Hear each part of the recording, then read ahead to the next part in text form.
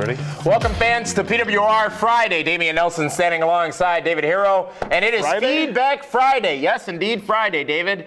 And it's time to talk about you and what you've had to say to us via our social media channels over the course of the last week, and specifically some of your comments on last week's episode of Prime Time Saturday Night. Let's go to a couple of the tweets that we got using the hashtag PWRTV. We're going to acknowledge the critics?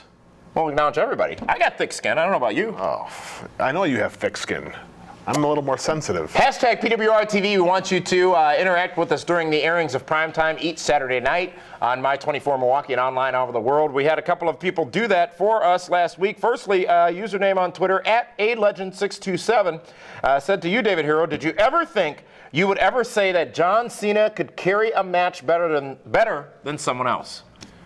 Probably not, but if you have to look at the people involved, I mean, if it's a Hulk Hogan, absolutely, because he has the strength and the ability to pick him up and do some different things with him, as opposed to a CM Punk or a Daniel Bryan.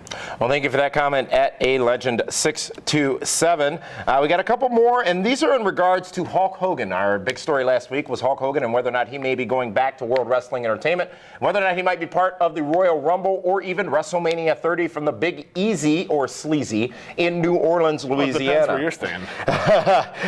First, from Twitter, username @theabomb says, come on, right now in the WWE, John Cena is by far the face.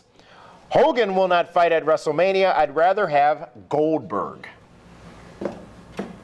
Well, I'll let you address that one. I mean, if Goldberg... Goldberg. No, Hogan. Goldberg could be, with Ryback. But, Hogan doesn't need to wrestle at WrestleMania. He just needs to be there. He keeps saying, he even said in a recent interview with, I think, Bill Apter, that he's still got right match, right night, right payday. He'll do it. Keyword is payday. Well, WrestleMania payday for Hogan would be huge. It'd be 7 figures. But, it also has to be the right match, and the guy that can have that match with him is very limited. Local viewer @Saul Perez Jr. says Hulk Hogan won't win the Royal Rumble. That's going to be Daniel Bryan. Hashtag PWRTV. Daniel Bryan's chances of winning the Rumble, David Hero, going on to the main event of WrestleMania. Not very good. And more comments. You know why? Because they won't have another swing and a miss to start off 2014. More comments. And we're going to be there in Pittsburgh. We are going to be in Pittsburgh at the Royal Rumble. Previous to the Royal Rumble, the night before, big party with Kevin Nash at Latitude 40. Come on down and get a Q&A session with Kevin Nash, meet and greet with Kevin Nash. It's also going to be the Ring of Honor Wrestling after party. Ring of Honor Wrestling big show in town. The Q&A is going to be ridiculous. If you had a chance to watch the 5 minutes that Kevin Nash spent on the microphone at the Shenanigans party in New York this past year, you will do nothing less than immediately buy your ticket to go and see Kevin Nash's Q&A. He is very honest, brutally honest. He's brutally honest. And you're the MC of the event, correct? Of course. You're the host with the most? Absolutely. More comments about our story on Hulk Hogan, our big story last week. This comes from YouTube and a user by the name of Fred Grapefruits. Can I ask his real name? Oh, there's no question. David, listen carefully as I read this here long comment from Fred Grapefruits. PWR is actually well, no. if you want to read it the way they did it, it'll take forever because it's not. Yeah, I need to paraphrase this a little exactly. bit. Let's see. Hogan is an old herb-smoking, porn-making perv. Stop lying to the kids. WWE is gross, pandering to that cancer scam and pandering to the military, and you people promote them. I know you deal mostly with virgins and little kids, but you people are weak and fake, just like those you promote because Dave loves the way I can't read this. How'd this get on there? Well, I can't read it because of the content. What he's saying is proving he's just a complete and utter moron. But he did end with thanking us for a show he knows not to watch again. So he'll comment this Fred week. Grapefruits just needs to find the tallest building he can find and take one small step for a man.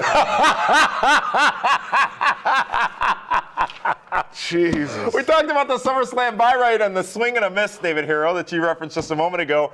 User by the name of @ToxinXX777 says, maybe if people stop streaming or illegally downloading the pay-per-view, they would have gotten the numbers they were looking for. The fans are the ones to blame. Absolutely. You should bring that point up. Well, we are right here. If you like your wrestling and a specific wrestler, you should support them. The Well said. internet has killed everything, though. If you really think about it, it's killed. You know, Not the videos Fred Grapefruits was referencing. God knows what he's doing online. Obviously not using a dictionary or a thesaurus or spell check. But I think he thinks of the thesaurus as a type of dinosaur. it could be for him. Where are we now? Talks SummerSlam, downloading, streaming, pay-per-views. I mean, the internet's killed the business. It's killed stores. It's killed collectibles. It's killed everything because people are always getting stuff for free online, much like this show. Brandon Yelverton says, reference SummerSlam's buy rate and Vince McMahon's comments, instead of blaming their own failures on their talent, they need to reevaluate how poorly they book these wrestlers. This is WWE's own fault. And with all these pay-per-views they produce at such a high price, they need to check on that as well. Either cut down on pay-per-views or lower the price on them. I agree. They should lower the price on the pay-per-views. I mean, there's just so many. The business is down. If you want to it's a law of supply and demand. Yeah. But they've raised their prices and essentially, well, up until last quarter, accounted for the decrease in buys with the higher price. Because you have your core audience that's going to buy no matter what. Yeah, but you don't want just the core audience. Correct. You want that casual audience as well. That will, hey, $25, yeah, I'll watch that. We also, in hot news last week on Primetime, talked about TNA being for sale, and an update on that with the rumors of Billy Corrigan possibly buying the company. We had a couple of responses there. One from Jordan Jones, who says PWR actually there was no true fact that TNA is for sale. I can't wait to see this blow up in their faces. I think that means our faces. So according to Jordan, who's apparently well sourced, TNA is not for sale. Because apparently Jordan talks to people that would know better than us. I mean, a press release was sent out. Ah, yes, that Yeah. must be gospel. Didn't they send out press releases about Syria also, that certain things didn't happen, and Benghazi, that certain things didn't happen? Come on. It's called court. We are not reporting, and they are not deciding. This is not Fox News. I'm just saying. How dare you do such things? There's a far bigger picture than just a press release that gets sent out. There are some people also alleging, I guess in the same vein, that we are a tad bit biased against TNA. Have you heard that before? Yes. You have? But you know what's funny about that is, Blizzard Brawl coming up. Yeah. Robbie E. Huh, TNA. Joseph Park. TNA. Ken Anderson. TNA. Al Snow. TNA. You're booking these people and paying them to come in and draw money at your show. Exactly. Okay. I'm not against TNA. I'm against the corporation TNA. Let me read this. This comes from Jeffrey Elliott, who says, why is PWR so biased against TNA? I've been watching it for 12 years, and sure, they make mistakes, 12 but years? it's not as if 11? It's not as if WWE is perfect either. And this continues with a comment from a username @TheSaveMe1, who says, I agree with you 100%. This channel used to be about news. Now they're about biased reporting, at least when it comes to TNA. When one of the owners comes out and says a story's wrong, that should be the end of it. And the fact they are acting like Adam Pac-Man Jones was a serious thing when they know it was clearly TNA trolling the IWC fans is just ridiculous.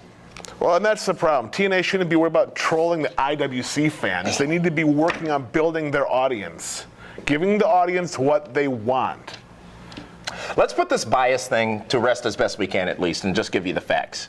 This past week, 5 million people watched Raw, 2 million watched SmackDown, 1 million watched Main Event. That's 8 million people, Yes. right? Mm-hmm. This past Thursday on Impact, 1 million people watched that show. Proportionately, Where's our audience?